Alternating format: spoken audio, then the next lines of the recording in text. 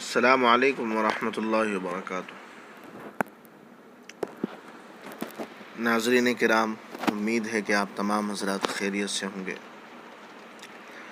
حضرات، آج کی جو ویڈیو ہے وہ وضو کے فرائض سے متعلق ہے۔ اس ویڈیو میں ہم آپ کو وضو کے جو فرائض ہیں وہ بتائیں گے اور ان فرائض کو کیسے پورا کیا جاتا ہے پوری مکمل طریقے سے، اس کے بارے میں ذرا سا کھل کر بات کریں گے۔ ناظرین کرام، ہمیں پہلے یہ سمجھنا پڑے گا کہ وضو کتنا اہم ہے۔ وضو اتنا اہم ہے کہ نماز اور قرآن آپ بغیر وضو کے نہ نماز پڑھ سکتے ہیں، نہ قرآن کریم کو ہاتھ لگا کر پڑھ سکتے ہیں۔ اسی طرح سے انسان بغیر وضو کے سجدہ تلاوت بھی نہیں کر سکتا ہے۔ انسان کو یہ چاہیے کہ ہمیشہ وہ یہ کوشش کرے کہ اکثر باوضو رہے، زیادہ تر وقت جو اس کا گزرے وہ باوضو گزرے، اور ہر وقت باوضو رہنے کے بہت سارے فضائل ہیں۔ البتہ زبانی قرآن کریم جو ہے بغیر وضو کے انسان پڑھ سکتا ہے اور مسجد میں داخل ہو سکتا ہے، لیکن قرآن کریم کو بغیر وضو کے ہاتھ نہیں لگا سکتا۔ قرآن کریم پڑھتے ہوئے سجدہ تلاوت اگر کہیں پر آ جائے، سجدے کی جگہ آ جائے، تو وہ پھر سجدہ بھی نہیں کر سکتا بغیر وضو کے۔ ناظرین کرام، وضو میں 4 باتیں فرض ہیں۔ بہت ہی غور سے آپ حضرات سنیں اس بات کو کہ وضو میں 4 باتیں فرض ہیں، جس میں پہلا نمبر ہے مکمل چہرہ دھونا، اور دوسرا نمبر جو ہے وہ ہے کہنیوں سمیت دونوں ہاتھ دھونا، تیسرا کم از کم چوتھائی سر کا مسح کرنا، چوتھا دونوں پاؤں ٹخنوں سمیت دھونا۔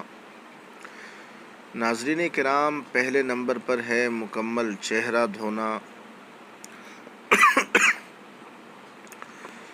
یعنی پیشانی کے بالوں سے لے کر تھوڑی کے نیچے تک اور ایک کان کی لو سے دوسرے کان کی لو تک پورا چہرہ دھونا۔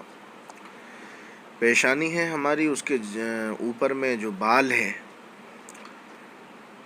وہاں سے لے کر کے اور تھوڑی کے نیچے تک جو ہماری داڑھی کا حصہ ہے اس کے نیچے تک ہے نا، اور ایک کان جو سیدھے ہاتھ کی طرف، اس کان سے لے کر کے بائیں کان کی لو تک پورا چہرہ دھونا۔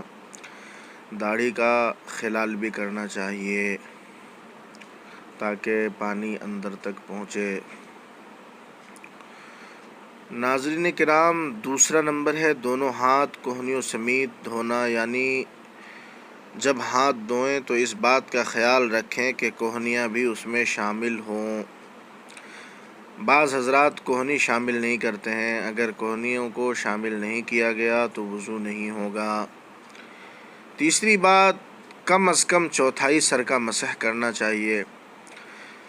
جو فرض ہے چوتھائی سر کا مسح کرنا، یعنی سر کا جو چوتھا حصہ ہے اس کا مسح کرنا ہے، اور پورے سر کا، کانوں کا اور گدی کا مسح اگر کرتے ہیں تو وہ سنت ہے۔ تو لہٰذا چوتھائی سر کا مسح کرنے کے ساتھ ساتھ کانوں کا، پورے سر کا اور گدی کا مسح سنت ہے۔ لہٰذا اس کا خیال رکھیں۔ اور چوتھا نمبر جو ہے وہ ہے دونوں پاؤں ٹخنوں سمیت دھونا، یعنی کہ جب ہم پیر دھلیں تو اس بات کا خیال رکھیں کہ پاؤں کے ساتھ ٹخنوں کو بھی دھو لیں۔ ٹخنوں کو، جو دونوں ہمارا ٹخنا ہے، اگر ہم اس کو نہیں دھلیں گے یا وہ سوکھا رہ گیا نیچے تک تو وضو نہیں ہوگا۔ اور جب ہم پاؤں کو دھلیں گے تو اس وقت یہ خیال رکھیں گے جو ہماری انگلیاں ہیں ان انگلیوں کے درمیان جو فاصلہ ہے اس میں پانی پہنچانا ہے، اور ایڑی کا جو حصہ ہے اس کا بھی خاص خیال رکھنا چاہیے۔ یہ باتیں ناظرین کرام وضو کے فرائض میں سے ہیں، یعنی اس کا مطلب فرض ہونے کا مطلب یہ ہے کہ اگر ان چاروں میں سے کسی ایک بات میں بھی کمی رہ گئی تو وضو درست نہیں ہوگا، اور انسان بدستور بے وضو ہی رہے گا۔ ناظرین کرام، اگر ہم بے وضو ہی رہیں گے، اگر ان باتوں میں سے کسی ایک بات میں بھی کمی ہو گئی تو جو ہم نماز پڑھیں گے وہ نماز نہیں ہوگی۔ جب نماز نہیں ہوگی تو ظاہر سی بات ہے نماز قبول ہی نہیں ہوگی، تو نماز چھوڑنے کا بھی گناہ ملے گا، اور وضو صحیح سے نہیں کیے ہے اور پھر اس کے بعد ہم نے قرآن کو ہاتھ لگا دے تو ہاتھ لگانے کا بھی گناہ ملے گا۔ اس لیے تمام حضرات ناظرین کرام اس بات کا خاص خیال رکھیں۔ اللہ پاک کہنے سننے پر عمل کرنے کی توفیق نصیب فرمائے۔ ناظرین کرام، چھوٹی سی گزارش یہ ہے کہ ہمارے یوٹیوب چینل کو سبسکرائب کر لیں، بیل آئیکن کو دبا لیں، دوستوں کے ساتھ ویڈیو کو شیئر کریں۔